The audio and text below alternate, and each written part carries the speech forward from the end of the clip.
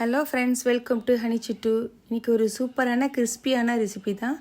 சாம்பார் சாதம், ரசம் சாதம், தயிர் சாதம், ஸ்நாக்ஸாக கூட எடுத்துக்கலாம். இந்த குட்டி குட்டி பொட்டேட்டோவில் செய்யக்கூடிய கிறிஸ்பி பொட்டேட்டோ ஃப்ரை என்னோடய ஸ்டைலில் எப்படி செய்கிறதுன்னு பார்த்துலாமா? இதை செய்கிறதுக்காக 1/2 கிலோ பேபி பொட்டேட்டோ எடுத்துருக்கிறேன். இதை நல்லா பவுலில் சேர்த்துட்டு ஒரு 3-4 டேபிள் ஸ்பூன் உப்புத்தூள் சேர்த்து தண்ணி ஊற்றி 4 தடவை 5 தடவை நல்லா இதை தேய்ச்சி இந்த அழுக்கெல்லாம் எடுத்துடலாம். இப்போ அதை அப்படியே தண்ணியிலேருந்து எடுத்து ஒரு குக்கரில் சேர்த்துட்டு 1 டேபிள் ஸ்பூன் உப்பு இல்லைன்னா கல் உப்பு இல்லைன்னா உப்புத்தூள் சேர்த்துட்டு இந்த உருளைக்கிழங்கு மூழ்கிற அளவுக்கு தண்ணி சேர்த்து ஒரு விசில் வந்ததுக்கப்புறம் ஸ்டவ் ஆஃப் பண்ணிடலாம். ப்ரெஷர் ஃபுல்லாக இறங்கினதுக்கப்புறம் இதை ஒரு சில்லுங்கிற தண்ணிக்கு மாற்றிட்டு இந்த தோலெல்லாம் உரித்து எடுத்துட்டு கைனாலே லைட்டாக ப்ரெஸ் பண்ணி விட்டாலே போதும், 2 வந்துடும். இது அப்படியே இருக்கட்டும். ஸ்டவ் ஆன் பண்ணி ஒரு கடாய் எடுத்து வச்சுட்டு 1 டேபிள் ஸ்பூன் நல்லெண்ணெய் சேர்த்துக்கலாம்.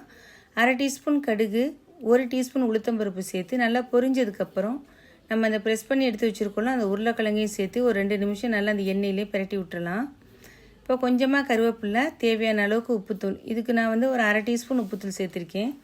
உப்பு பத்தலைன்னா அதுக்கப்புறம் நம்ம சேர்த்துக்கலாம். இதையும் சேர்த்து இதை நல்லா அப்படியே அந்த லோ ஃப்ளேம்லேயே வச்சுட்டு நல்லா அப்படியே இதை வறுத்து விட்டுறணும். நல்லா பாதி அளவுக்கு வறுப்பட்டதுக்கப்புறம் 1/2 டீஸ்பூன் மஞ்சள் தூள், 1/2 டீஸ்பூன் சோம்புத்தூள், இது 2ஐயும் சேர்த்து இதை நல்லா ஒரு 3 நிமிஷம் 4 நிமிஷம் லோ ஃப்ளேம்லேயே வச்சு நல்லா பிரட்டி விட்டுறணும்.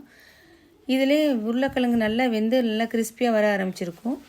காரத்துக்காக 1 டீஸ்பூன் காஷ்மீரி மிளகாய்த்தூள், 1/2 டீஸ்பூன் கார மிளகாய்த்தூள், இல்லை காஷ்மீரி மிளகாய்த்தூள் வேணான்னா 3/4 டீஸ்பூன் கார மிளகாய்த்தூளையும் சேர்த்துக்கலாம். சேர்த்து நல்லா பிரட்டி விட்டுட்டு அப்படியே நல்லா ஸ்ப்ரெட் பண்ணி அந்த கடாயிலே வச்சிடலாம். ஒரு 3-4 நிமிஷம் அப்படியே இருக்கட்டும், நல்லா ஃப்ரை ஆயிரும். இப்போ இன்னும் கொஞ்சம் கருவேப்பிலையை அதில் தூவிட்டு ஸ்டவ் ஆஃப் பண்ணிட வேண்டியதான்.